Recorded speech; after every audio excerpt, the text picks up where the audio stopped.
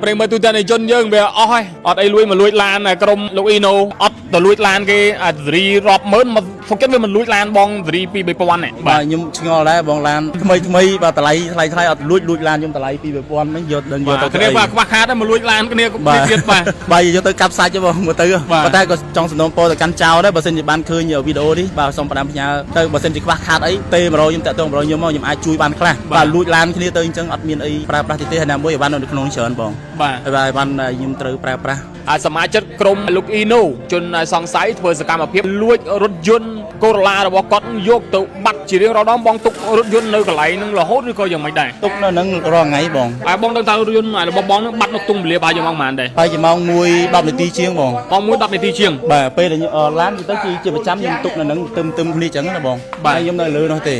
ហើយដល់ពេលគាត់ទៅលឺមកប្រាវពីប្រាវខ្ញុំអត់ចាប់អារម្មណ៍ដល់ពេលចេញមកមើលបាត់ឡានដល់ពេលនាំលាបងប្អូនដែលគាត់នៅចិត្តហ្នឹងគាត់អើមកជួយឈរដែរហើយដល់ពេលខ្ញុំចេញមកឃើញកាងឡាននៅមុខនៅផ្លូវកែងនេះតែខ្ញុំចេញមកបាទចេញមកឃើញកាងឡានធ្លាក់នេះបងប៉ះឬក៏មិនបងអត់ដឹងថាប៉ះឬក៏មិនឃើញស្នាមអូបាទហ្នឹងហើយកាងឡានបាទហ្នឹងអញ្ចឹងបានន័យថាកាងហ្នឹងបុកអីមួយហើយបាត់ធ្លាក់បាទអត់ដឹងថាបុកអីឡានបងគឺជាប្រភេទឡានកូរ៉ូឡាឆ្នាំប៉ុន្មានដែរបងឆ្នាំ94បងពណ៌ក្រហមស្លាកលេខបងណាបាទស្លាកលេខ 2C 40 9គុតភ្នំពេញឬខេត្តភ្នំពេញបងភ្នំពេញបាទសួរបងត្រឡប់ក្រោយទៅបងមានឈ្មោះអីដែរខ្ញុំឈ្មោះដាលីបងដាលីបងស្ថិតនៅក្នុងក្រុមរបស់លោកអ៊ីណូឬមកក៏យ៉ាងម៉េចដែរខ្ញុំជាសមាជិកក្រុមអ៊ីណូបងឥឡូវនៅពេលដែលបាត់រថយន្តទៅអ្វីដែលជាបន្ទុករបស់បងទី1មធ្យោបាយធ្វើដំណើរទី2សម្ភារៈពាក់ដែលយើងត្រូវធ្វើការប្រចាំថ្ងៃហើយនិងឯកសារដែលយើងទុកនៅឡានទាំងអស់យ៉ាងបាទទុកនៅក្នុងឡានទាំងអស់មានឲ្យបភ្នូលអីបងមានឲ្យបភ្នូលអីមានឲ្យបភ្នូលដែរមុនក្បាលល្ងាចយើងមានអារម្មណ៍ថាសាបអសល់គេអត់លក់ហើយមុនហ្នឹងក៏គេអត់លក់ដែរប៉ុន្តែយើងអត់ចាប់អារម្មណ៍គ្រាន់តែលឺព្រាវប្រាវមកមិនដឹងថាបុកអីខ្លះបាទគ្រាន់តែអឺតកចេញមកបាត់ឡានបាត់ហើយបងបើនិយាយទៅបងនៅនេះគឺនៅផ្ទះបងឬមកគាត់នៅផ្ទះខ្ញុំនៅផ្ទះជួលដែរទេបងផ្ទះជួលបងមកជួលនេះយូរហ្នឹងមកប្រហែលជា 3-4 ឆ្នាំហើយបង 3-4 ឆ្នាំហ្នឹងពីមុនមកតែធ្លាប់មានបាត់របស់អីអត់មានបាត់ទេបងគឺសុខភាពល្អតែសម្រាប់ថ្ងៃហ្នឹងចុះមកវិញមកតាកសែងទេអត់មានភ្លៀកអាវពាក់អាវអីទេបងបាទដល់ពេលចង់តាមដែរតាមអត់ទាន់ដល់ពេលតាមអត់ទាន់ខ្ញុំទៅដាក់ពាក្យបណ្ដឹងនៅប៉ុស្តិ៍សកាត់ទូស្កាយយើងហ្នឹងបាទដល់ពេលដាក់ពាក្យបណ្ដឹងហើយខ្ញុំជិះដើរមើលមកជុំពីជុំហើយបានទៅបងអ្នកការព័ត៌មានឲ្យគាត់មកជួយឡាយតែម្ដងបាទជួយដំបងណាគេដាក់ដល់ដំណឹងទៅកាន់បងថាឡានបងបាត់ឬមួយក៏បងចុះមកឃើញបាត់ហ្មងបាទអត់មានដល់ដំណឹងបើដូចខ្ញុំនិយាយមុននឹងអញ្ចឹងគឺគ្រាន់តែលន់លឺមកប្រាវពីប្រាវចុះមកគឺបាត់ឡានបាត់ហើយប៉ុន្តែឡានបងបានធ្វើការចាក់លុកចាក់អីត្រឹមត្រូវដែរចាក់ត្រឹមត្រូវទាំងអស់បងចាក់លុកហើយនឹងយកបានទេខ្ញុំអត់ដឹងដែរបងឲ្យសោឡានដល់ខ្ញុំណាសោឡានបាទក្រោយពីបងចុះមកឃើញឡានបាត់អញ្ចឹងនៅក្នុងអារម្មណ៍មានអារម្មណ៍យ៉ាងម៉េចដែរនៅពេលហ្នឹងមានអារម្មណ៍ថានិយាយអត់ចេញទេបងស្ដាយដែរហើយនៅមួយអីវ៉ាន់របស់របរ iPad អីនៅក្នុងនេះច្រើនហើយបើនិយាយរួមទៅកៅអៅជាងនៅក្នុងនេះច្រើនបងបាទអធិស្ឋានបងឡានហ្នឹងកាបងទិញនៅក្នុងតម្លៃប្រហែលដែរ2000ជាងបងតែខ្ញុំរៀបចំលេងស្បាច់លេងអីទៅអស់ឡើង3000ជាងបាទឡានមិនស្ដាយប៉ុន្តែឯកសារនៅនឹងទាំងអស់បាទ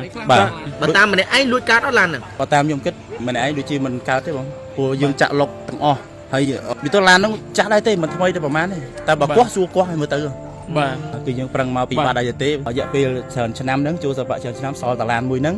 ហើយឥឡូវចោលលួចតបាត់យើងអត់មានអីអស់ឲ្យលីមីខ្លួនបងកងកម្លាំងសមត្ថកិច្ចបាទជួយរកឡានហ្នឹងមកវិញផង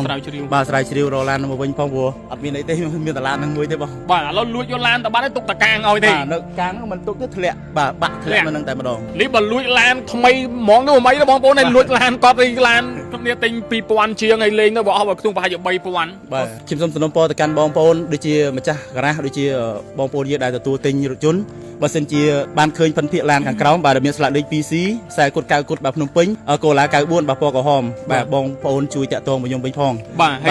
ទហើយបញ្ជាក់ទៅកាន់បងប្អូនយើងបើសិនជាឡាននឹងយកទៅប្រព្រឹត្តបទល្មើសអីផ្សេងគឺអត់ទទួលខុសត្រូវទេបាទចោលលួចទៅនេះបាទបើគាត់យកទៅប្រព្រឹត្តបទល្មើសឬក៏អំពើខុសច្បាប់ផ្សេងគឺខ្ញុំសូមអត់ទទួលខុសត្រូវបងប្អូនដោយសារតែឡានខ្ញុំបានបាត់នៅក្នុងយប់នេះបាទវេលាម៉ោង1ជាងម៉ោង1:10នាទីជាងបាទប្រិមិត្តបាទឥឡូវទុកតាកាងឲ្យនេះបាទយកឡានទៅបានទុកតាកាងឲ្យប្រិមិត្តដោះខ្ទេចដោះខ្ទានហើយយើងគឺសំណូមពរទៅកាន់កម្លាំងសមត្ថកិច្ចសូមមេត្តាជួយស្រាវជ្រាវស្វែងរករថយន្តបងប្រុសបានយកមកឲ្យគាត់វិញផងបាទហើយគាត់ជាអ្នកចម្រៀងអ្នកចាក់ភ្លេងចាក់អីហ្នឹងបាទថ្នាំដុសធ្មេញយិនសិនម៉ៃអ៊ីមានប្រសិទ្ធភាពខ្ពស់បំផុតជួយកម្ចាត់ក្លិនមាត់មិនល្អជួយបំបត្តិរលាកនិងស្ទើរស្រាញតាមបញ្ចាញ់ធ្មេញជួយឲ្យធ្មេញរឹងមាំសស្អាតព្រមទាំងមានអារម្មណ៍ស្រឡះក្នុងមាត់ក្រោយពេលប្រើប្រាស់តម្លៃត្រឹមតែ20000រៀលតែប៉ុណ្ណោះក្នុងមួយទីបអាចប្រើបានដល់ទៅ3ខែបាទគ្រូបាទជម្រាបសួរទៅកាន់ប្រិមិត្តទូទាំងជនជាទីគោរពក្នុងគណៈវេលាម៉ោង មួយនឹង50នាទីយប់ឈានចូលថ្ងៃទី10ខែកុម្ភៈឆ្នាំ2026ខ្ញុំបាទទេប៉ុនរួមក្រុមការងាររបស់ TP News កំពុងតែធ្វើសកម្មភាពការដែលស្ថិតនៅចំណុចផ្ទះល្វែងមួយកន្លែងដែលស្ថិតនៅក្នុងសង្កាត់ទួលសង្កែខណ្ឌរសីកែវរាជធានីភ្នំពេញគឺសមាជិកក្រុមលោកអ៊ីណូជនសង្ស័យធ្វើសកម្មភាពនៅក្នុងការលួចរថយន្តកូរ៉ូឡារបស់គាត់នឹងយកទៅបាត់ស្រមោលតែម្ដងព្រេងមើលទូទាំងជនយើងនេះយើងធ្លាប់តែឃើញនៅក្នុងហ្គេម GTA បាទឥឡូវយើងឃើញជាក់ស្ដែងហើយបាទឥឡូវគឺកំពុងតែបង្កមានការភ្ញាក់ផ្អើលឥឡូវខ្ញុំនឹងទៅធ្វើការសម្ភាសជាមួយនឹងក្រុមលោកអ៊ីណូទាំងអស់គ្នាប្រិមត្តទូទាំងបងជារៀងរាល់ដងបងទុករថយន្តនៅកន្លែងហ្នឹងរហូតឬក៏យ៉ាងម៉េចដែរទុកនៅហ្នឹងរាល់ថ្ងៃបងបាទហើយបងដឹងថារថយន្តរបស់បងហ្នឹងបាត់នៅខ្ទង់វេលាប្រហែលជាម៉ោងប៉ុន្មានដែរប្រហែលជាម៉ោង1:10នាទីជាងបងម៉ោង1:10នាទីជាងបាទពេលដែលឡានទៅជាប្រចាំខ្ញុំទុកនៅហ្នឹងទឹមគ្នាចឹងណាបងហើយខ្ញុំនៅលើនោះទេ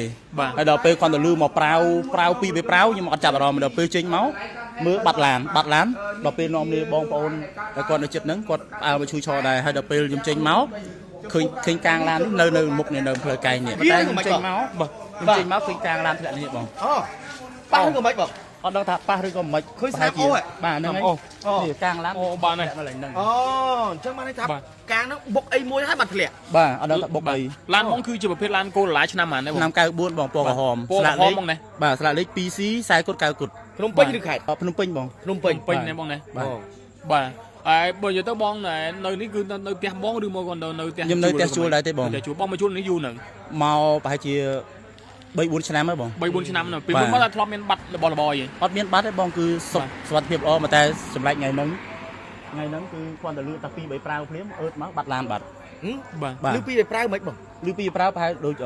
បុកអីឬក៏ពួកអេចាយបងប្អូនអេចាយគាត់រើអីចឹងតែអត់ចាប់អារម្មណ៍ដល់ពេលចាប់អារម្មណ៍ចេញមកឃើញបាត់ឡានខ្ញុំមានអារម្មណ៍ថាអស់អារម្មណ៍ពីខ្លួនលេងហើយដល់ពេលចេញមកចុះមក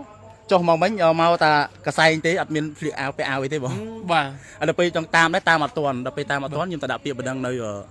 ប៉ុស្តិ៍សង្កាត់ទូស្កាយយើងហ្នឹងបាទដល់ពេលដាក់ពាក្យបណ្ដឹងហើយខ្ញុំជិះ